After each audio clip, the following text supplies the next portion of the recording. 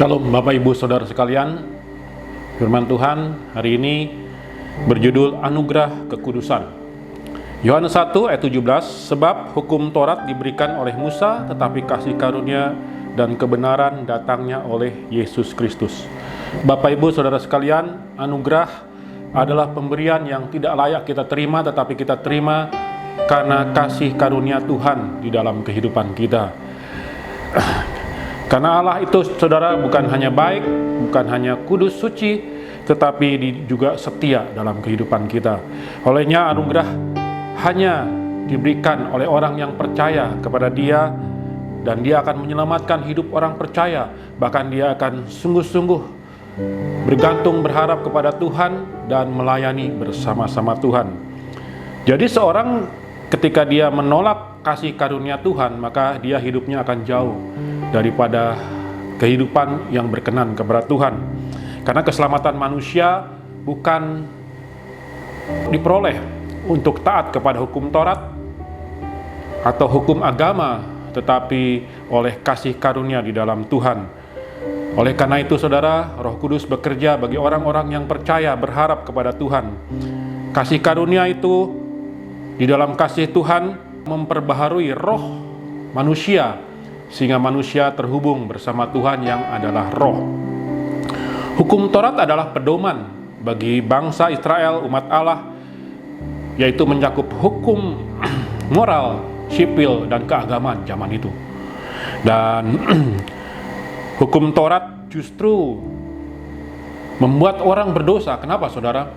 Karena manusia itu menolak hukum Taurat.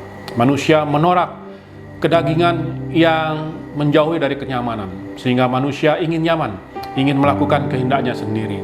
Sehingga hukum Taurat diberitahukan kepada kita bahwa Allah ingin supaya Dia memiliki karakter seperti Allah, tetapi kasih karunia membentuk manusia itu dengan karakter yang daripada Tuhan.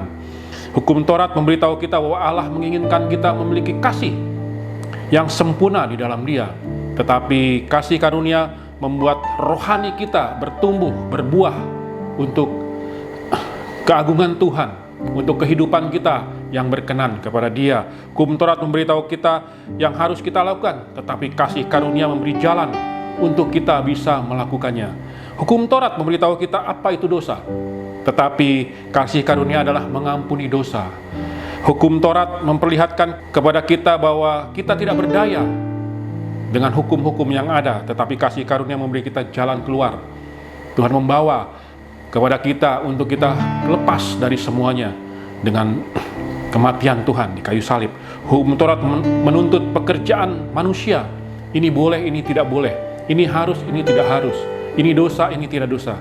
Tetapi kasih karunia adalah pekerjaan Tuhan, dan semua dilakukan oleh Tuhan. Kita berharap, bergantung hanya kepada Dia, sehingga kita dimampukan oleh Tuhan untuk melakukan pekerjaan Tuhan. Sehingga Tuhan mengaruniakan anaknya yang tunggal, yaitu Yesus Kristus, mati di kayu salib. Untuk apa, saudara? Untuk mengampuni dosa dan ketidakmampuan kita melakukan hukum Taurat. Tetapi dijamin oleh Tuhan bahwa dosa-dosa kita diampuni, dikuduskan, disucikan untuk kebaikan. Oleh karena itu, saudara, maka anugerah Tuhan lewat kematiannya dan diberitakan, dituliskan pada Injil Tuhan, sehingga Injil menyelamatkan hidup kita. Injil adalah satu-satunya solusi untuk kita melawan konsekuensi dosa. Bapak, Ibu, Saudara sekalian, sebagai orang percaya, kita dipanggil untuk menerima kasih karunia itu. Bukan kemampuan kita, bukan kehebatan kita, bukan hebatnya kita, saudara, tetapi karena kasih karunia Tuhan, kita bisa menolak segala sesuatu yang Tuhan tidak harapkan, dan kita melakukan apa yang Tuhan harapkan dalam kehidupan kita, orang-orang percaya. Dunia menantikan kita, saudara, untuk kita memberitakan anugerah Tuhan itu di dalam Tuhan Yesus, sehingga semakin banyak orang menerima kasih karunia, berkat daripada Tuhan. Tuhan Yesus memberkati.